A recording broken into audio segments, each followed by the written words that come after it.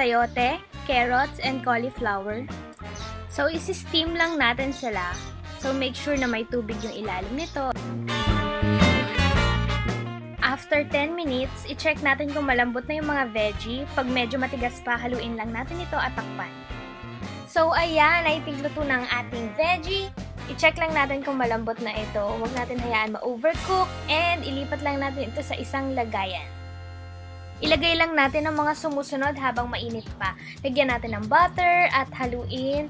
And next, granules black pepper. Mas malaki, mas okay kasi mas makikita natin yung mga black pepper.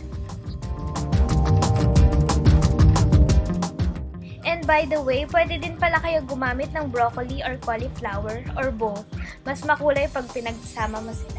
Lagyan din natin ito ng whole chord para sa sweetness taste.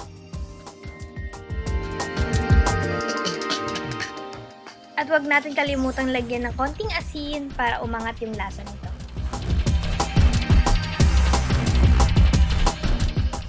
Ito na po ang ating steamed veggie.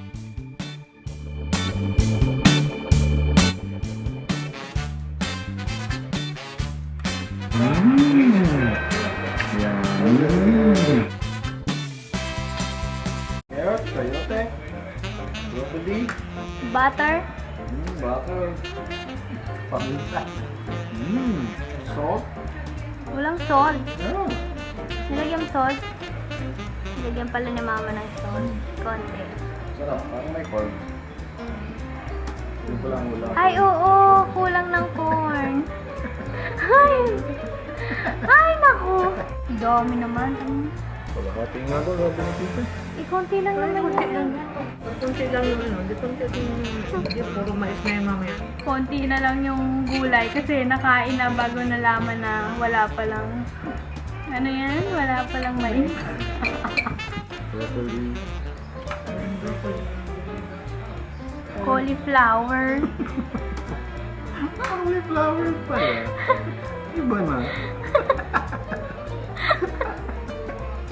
Iba na yung parang gulay yan.